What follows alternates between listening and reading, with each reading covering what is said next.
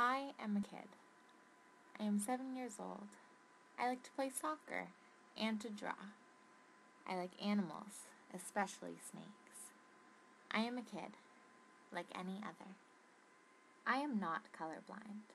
I know that my skin is not the same color as my peers, but I am a kid, like any other. The other kids say I'm different because of my skin. They say they don't like me because of my skin. I steal crayons because of my skin. I cheat at games because of my skin. I push and shove because of my skin. They see color, but they don't know what it means. I steal crayons because I like to draw and am too shy to ask to borrow them. I cheat at games because I really like to win. I push and shove because I'm really excited to look at the snake our teacher is showing us. So excited I forget to give others a turn. I make mistakes because I'm learning and growing up. I am a kid, like any other. I am a teacher. Today, my students were playing Capture the Flag, and one of my students insisted on guarding his team's flag unfairly by standing on it, making it impossible for the other team to take. After I spoke to him, he left the flag for a moment, but in the excitement of the game, found himself standing on the flag once more. The other students became very frustrated with him. This conflict came to an emotional climax as a 6-year-old boy yelled out, "He is mean because he is black." I was very surprised to hear this comment come from such a young child. It became clear to me, as I spoke with the child who made the racist remark, that this child truly believed that black people were mean. He explained to me that he knew a few black people and they were all mean, and so he drew his own conclusions. How can I remedy this and teach my students to celebrate difference and appreciate one another on the basis of personality, regardless of race? I am a kid like any other, but the other kids don't like me because of my skin. I can't change my skin color, so why should I change my behavior?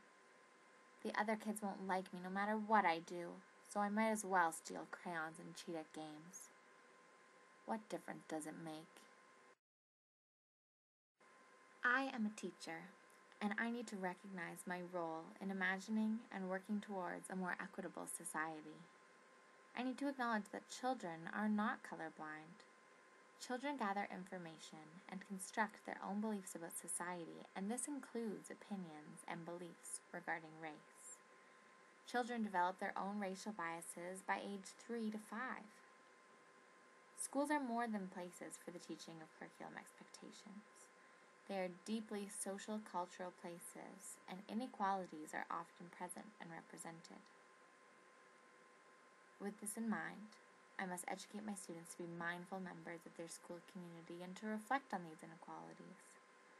I must contest these inequalities and teach with equity and an appreciation of diversity at the heart of everything that I model. I must teach my students about different cultures and avoid Eurocentric exemplars and practices.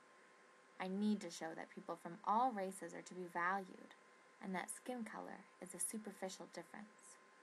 I also need to teach and model tolerance, patience, and collaboration so that my students don't get frustrated with one another, but support one another. I am a kid, like any other, and I like to draw. This is a picture of me and my friend. He called me mean in gym class once, but things are different now. Our teacher has been talking about people of different races and cultural backgrounds, bringing visitors from other cultures, and reading us stories with characters that have all different skin colors. She is teaching us that we are all special and that we are all learning together, so we need to support each other. My friend shared his crayons with me so I could draw this picture, so I didn't have to steal them. Now that we're friends, I'm not too shy to ask. None of us are colorblind.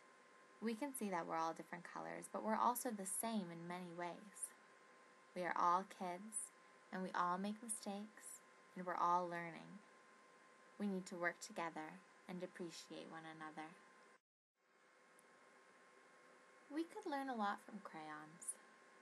Some are sharp, some are pretty, some are dull, while others are bright.